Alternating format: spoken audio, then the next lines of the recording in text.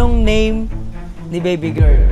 Kailan kayo magpakasalate? Possible ba na aalis ka sa BG house? Unexpected pregnancy ba?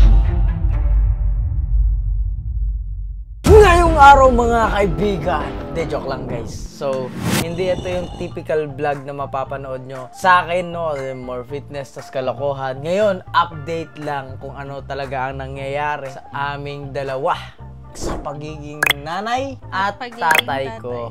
So, alam niyo naman, na-publish ko na at na-announce ko na sa publiko na we are officially soon mommy to be parents and daddy, soon to be parents. So mga kaibigan, pag ganyan, pag tinakpan mo si Jet, di mo talaga mahalatang buntis. Legit guys, di nyo nahalata sa TikTok na na-upload niya. Yes. No, grabe. We are the greatest hiders.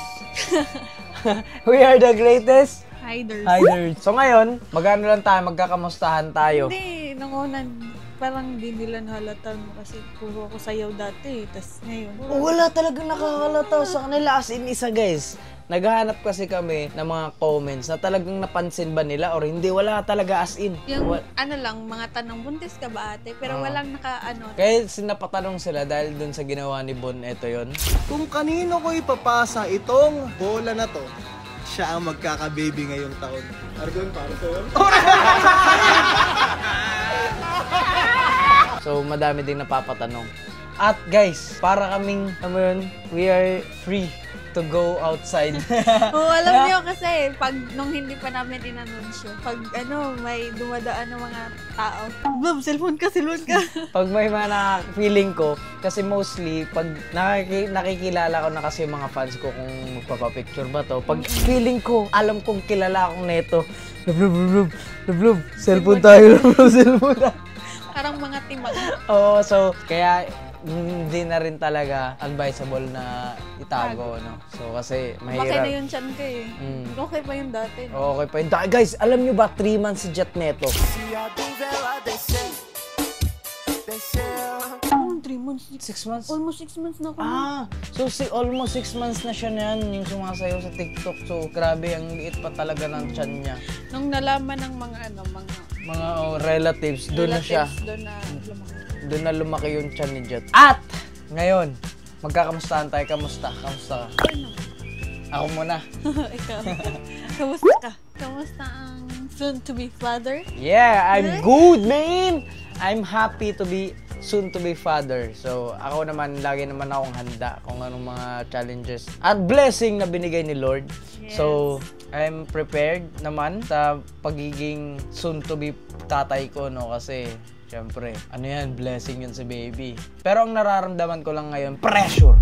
Yun lang, pressure. Dahil meron na akong meron na akong responsibilities lifetime. So, hindi na ako pwedeng magpabaya sa financially. So, hindi na puro gastos. Hindi na puro kasi gastos. Kasi dati, gusto natin, bibili mo. So, meron ng medyo pagbabago sa lifestyle. Pero okay naman. Okay lang. So, ikaw naman, kamusta ang magiging soon to be mother? Okay lang. Hindi mahirap mahirap. Go. Mahirap nung time na nawala yung nanay. Wala nang mag-guide. Yun yung pinaka-saddest part Yes. ng pagbubuntis niya kasi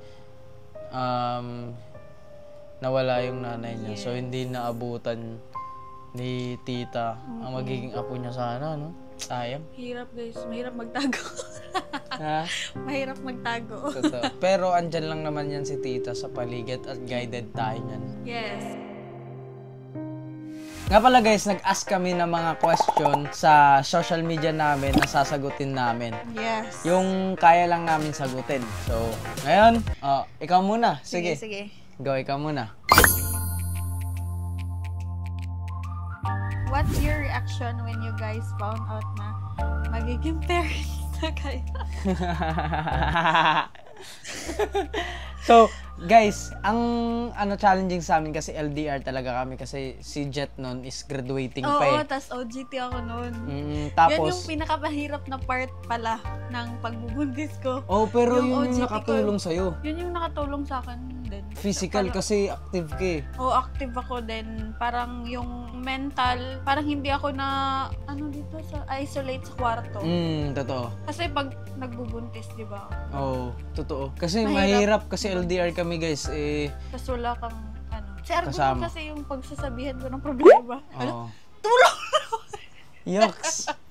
Yun nakatulong din yun. Pero, ang mahirap nga sa part natin is na sa video house ako, doon yung content creation, doon yung trabaho ko eh. Tapos nalaman namin nandun siya. Oo. So, ganito kasi nangyari guys. Driving ako papuntang Tagaytay na Hindi, fun fact guys. Ako, wala lang talaga akong wala pa kaming pakinon nung 1 month akong nalate. Kasi palagi ko nalilate no? Totoo. Parang 3 months ako malilate. Dugo. Ay, parang wala lang sa akin. Baka yun nasa isip ko. Baka magka-menstruation ako. Kasi sumakit na yung puson ko eh. Baka nasa isip ko, baka magka-menstruation na ako kasi sumakit na yung puson ko, sumakit na yung balakang ko. Yung sign na parang malapit ka ng magkaroon.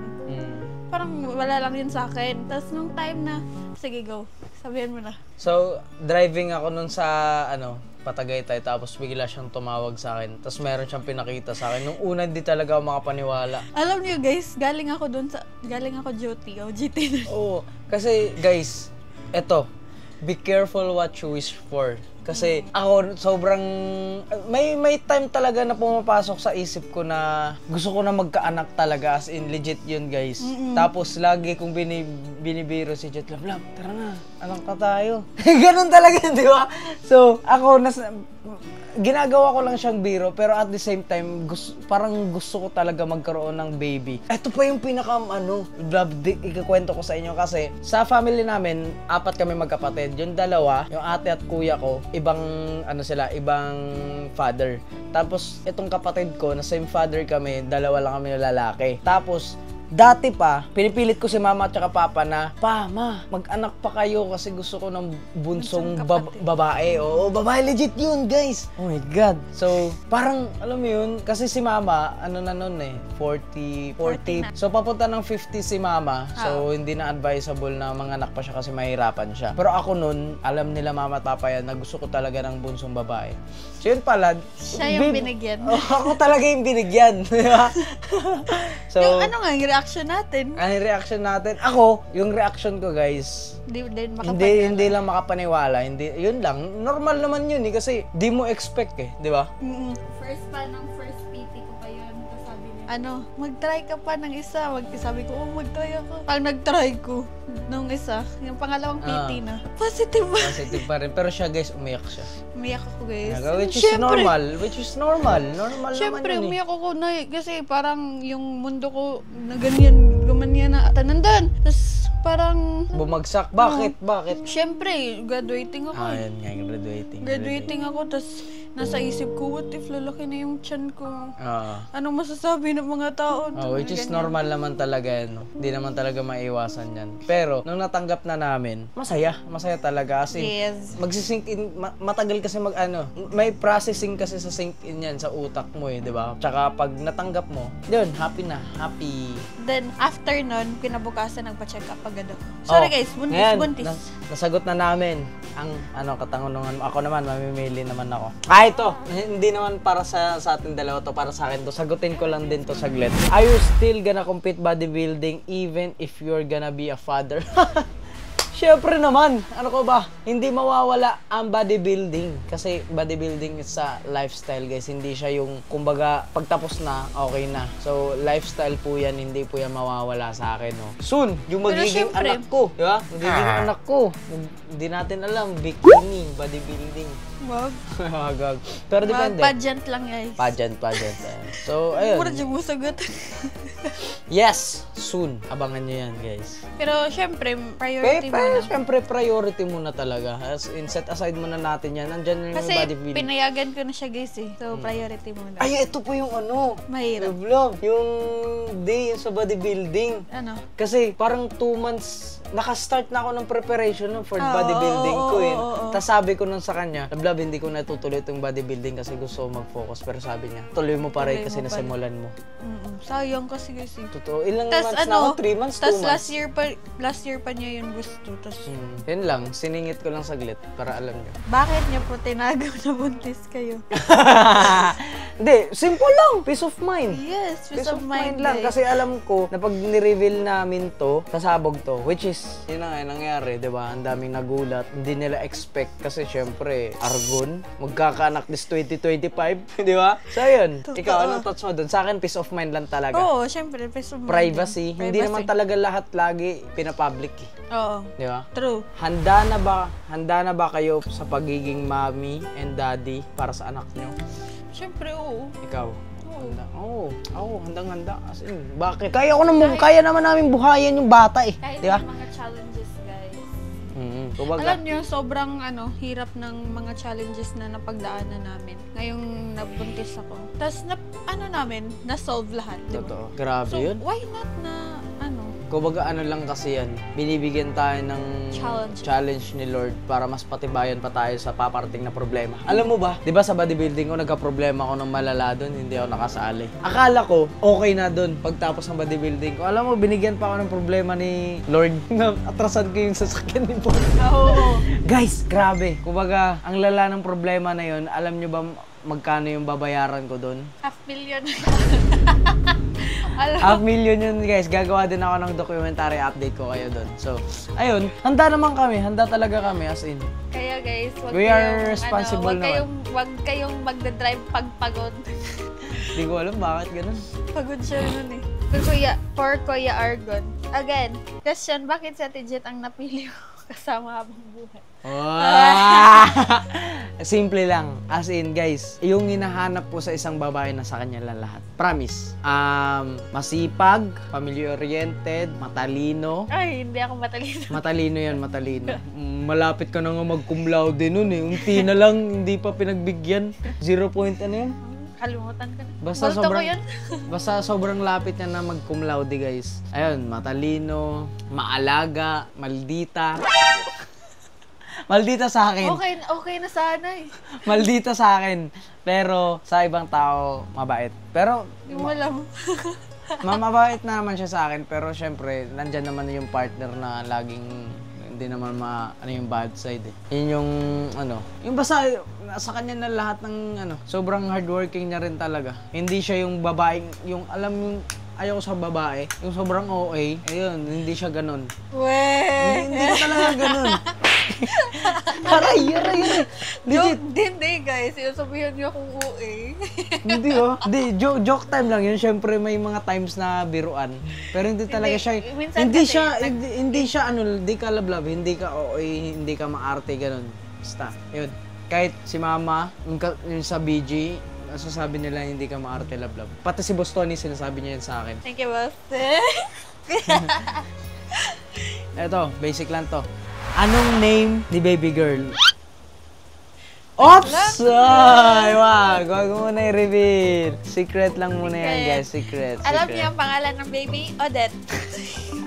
Lo, bakit kayo nagsabi nung dapat? Guys, alam nyo, ang sabi ko kay Jet, nag-iisip ka ng pangalan. Sabi ko, Odette na lang pangalan. Pero sabi niya, wag, pangit daw. Pangit kasi bata pang... Matanda na pa rin. Hindi guys, kaya Odette, kasi nagkakilala kami dahil sa bagyong Odette. Pero hindi rin talaga maganda. After Odette, yun nga. So, hindi pa namin nire-reveal. Pero yun sana yung gusto ko. Comment down below, Odette. Galing to kay Zai. Sabi niya, ilang anak po want niyo? 2. 4. Oh shit, not good. 2 guys. Okay na yun sa akin. 4. Kasi 2 babae, 2 lalaki. Okay lang pag sa 2 siya yung magbubuntis, di ba? Ulo! Hindi guys, kung anong ibibigay ni Lord. Tama. Yun lang Pero yung sa akin ibibigay. talaga, sana Lord bigay mo sa akin 2 lalaki, 2 babae. Pero para sa akin naman, okay lang yung 2. Pero Okay lang 4, yung okay, 4. di ba?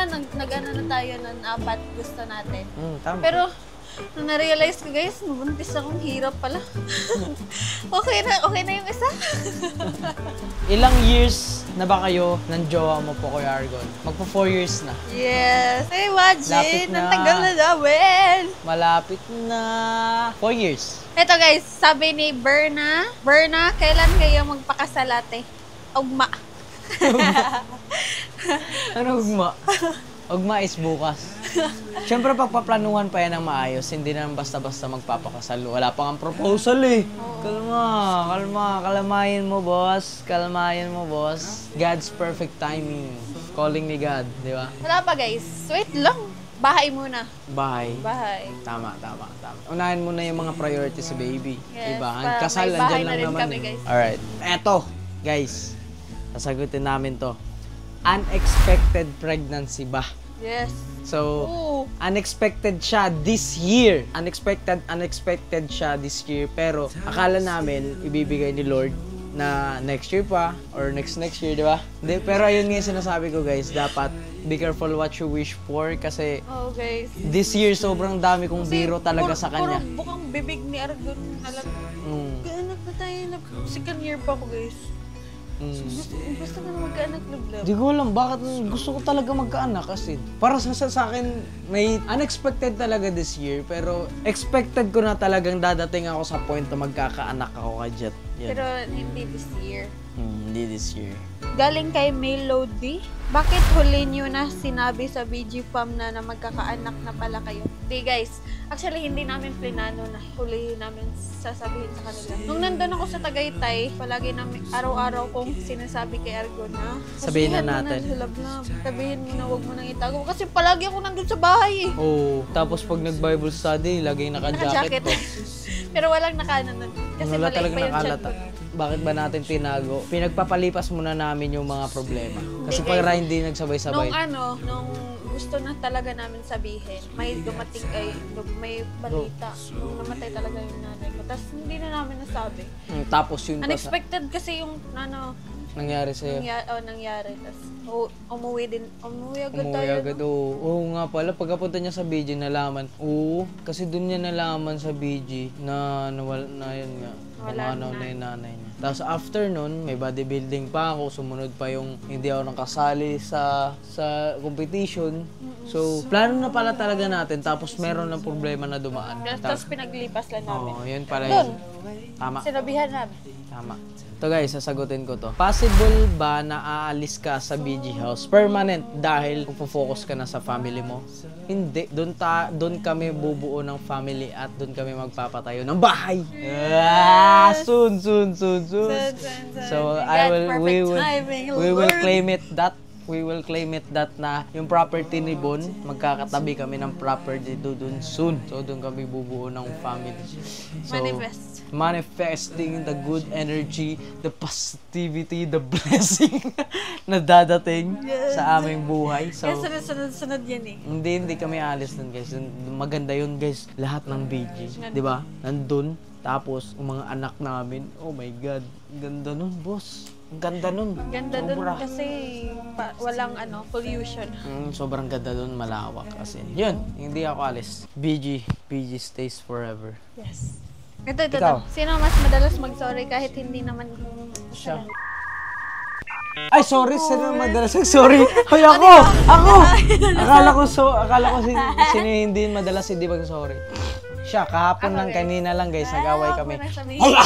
Actually, take 2 namin tong vlog na to kasi, Ay, sorry. so, Di ba ako nag-sorry, ha? ay, sorry. Hindi guys, ako talaga. Alam nyo naman yan, mga kalakihan, no to debate na. Tayo mga kalakihan talaga, ang laging nagsusorry. Sino yung mataas na Mataas yung pasensya. Ako. Dalawa tayo. Hindi guys, dito mataas yung pasensya guys. Pag hindi, yung pinaka-hit niya, alam nyo, mag-antay. Yun lang. Kahit na, yan na rin. Hindi, mataas ang pasensya ko sa mga taong malawak ang pag-iisip. At mababa ang pasensya ko sa mga taong walang hirap Sa akin? mag-isip. Hindi, sa'yo hindi. Uy. Sakto lang. Yung sa mga Sakto lang. mababa ang pasensya ko sa mga taong mahirap makaintindi. Yun lang. Alam nyo guys, si Argon, off-cam and on-cam. Jolly siya. Pero sa off-cam, Jolly naman din talaga ako. hindi. Depende sa mood. Oo nga, pero minsan talaga. Ay, syempre naman, para ako naman balon, laging jolly. Grabe naman. Hindi nga. Si Argon kasi sa off-cam, maingay. Tapos sa on... Ay, sa on-cam, maingay. Sa off-cam, hindi. Mabait siya, guys. Sakto lang. Sakto Maingay lang. din. Sakto Depende lang. talaga sa mga kasama ko yun. Sa akin kasi, hindi siya maingay. Sakto lang. Guys, alam nyo, kung pag kinukulit ko kasi siya, ayaw niya. Pag may mga side ako na, alam yun, yung papakita ko sa camera na ganun yung side ko, na ipapakita, ayaw niya. Ayaw Kasi niya. guys, ang init kasi. Darusan yun. In the span of 21 years, handa mo na ba yung sarili mo bilang daddy? Yes. Yes, yes, yes. Super yes. Kasi alam ko sa sarili ko, disiplinado na and responsible naman akong tao eh. Handang-handa ako sa ang aspekto ng buhay. Kahit Di ba? bigyan niyo pa ng hamon ng... Kahit bigyan niyo pa ng mabigat na problema. Huwag naman, guys. be careful what you wish for, Lord. Wag. Kalmahan mo lang kasi sorry. pag china-challenge mo si Lord sa isang bagay, bibigyan ka talaga ng challenge. At dapat handa ka dun. Guys, pag binibigyan kayo ng... Pag humihingi kayo ng strength kay Lord, ang ibibigay ni Lord, problema. Totoo. Kasi para patibayan nyo dun. Para lagpasan mo yung problema na yun. At hiningi mo yung strength na yun. Pag nalagpasan mo, ayun na yun. Ayun na It yun. means malakas ka. Tama. So, guys, kung meron pa kayong question regarding sa relationship namin, just comment down below at sasagutin namin yan soon. Blob, it's time para mag-upload ka sa YouTube channel mo, guys. Yes, it's been 2 years. It's been 2 years, magkaka-upload na. Comment kayo guys kung anong gusto niyong i-vlog ko. Ay, tama. Nung una makeup, tapos sa next vlog, Kaya, mafia marami dati. na. So yun guys, maraming salamat sa panonood at abangan nyo pagkalabas ni Baby at pagkadating niya sa BG House. Alright, Peace out. peace out! Subscribe.